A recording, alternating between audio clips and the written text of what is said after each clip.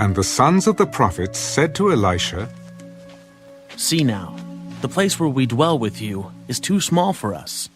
Please, let us go to the Jordan, and let every man take a beam from there, and let us make there a place where we may dwell. Go. Please consent to go with your servants. I will go. So he went with them. And when they came to the Jordan, they cut down trees. But as one was cutting down a tree, the iron axe head fell into the water, and he cried out, Alas, master, for it was borrowed. Where did it fall? And he showed him the place. So he cut off a stick and threw it in there, and he made the iron float. Pick it up for yourself. So he reached out his hand and took it.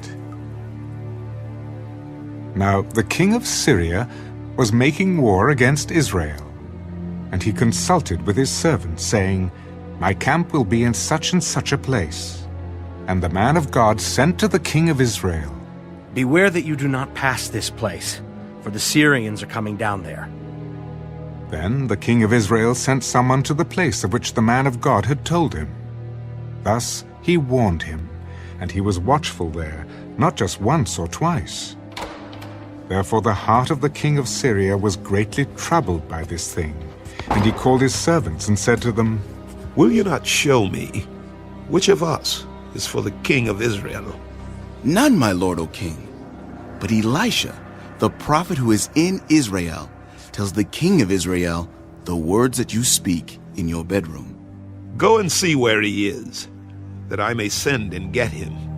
Surely he is in Dothan. Therefore he sent horses and chariots and a great army there, and they came by night and surrounded the city.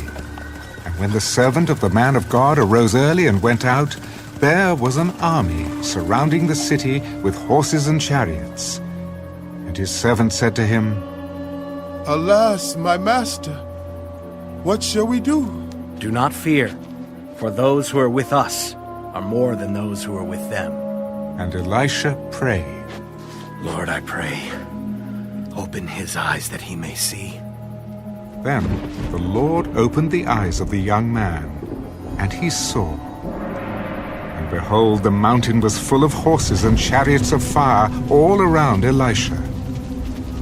So when the Syrians came down to him, Elisha prayed to the Lord, Strike this people, I pray, with blindness.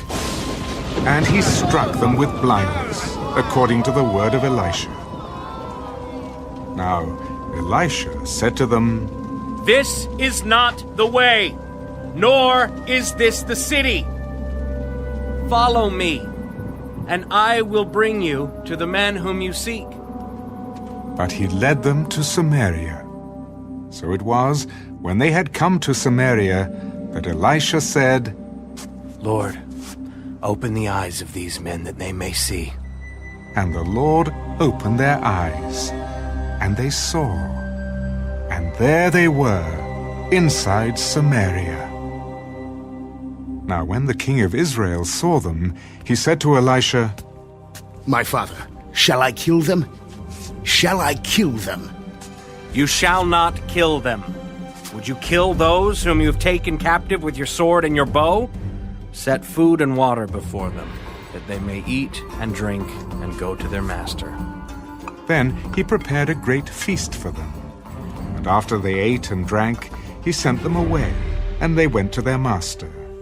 So the bands of Syrian raiders came no more into the land of Israel. And it happened after this that Ben-Hadad, king of Syria, gathered all his army, and went up and besieged Samaria. And there was a great famine in Samaria. And indeed they besieged it, until a donkey's head was sold for 80 shekels of silver, and 1/4 of a cab of dove droppings for 5 shekels of silver.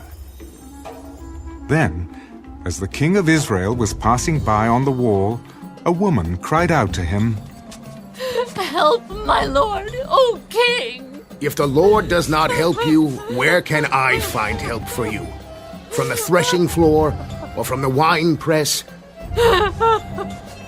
What is troubling you? This woman said to me, "Give your son, that we may eat him today, and we will eat my son tomorrow." So we boiled my son and ate him. And I said to her on the next day, "Give your son, that we may eat him." But she has hidden her son. Now it happened, when the king heard the words of the woman, that he tore his clothes. And as he passed by on the wall, the people looked, and there, underneath, he had sackcloth on his body. God do so to me, and more also, if the head of Elisha, the son of Shaphat, remains on him today. But Elisha was sitting in his house, and the elders were sitting with him. And the king sent a man ahead of him, but before the messenger came to him, he said to the elders, Do you see how this son of a murderer has sent someone to take away my head? Look, when the messenger comes, shut the door and hold him fast at the door.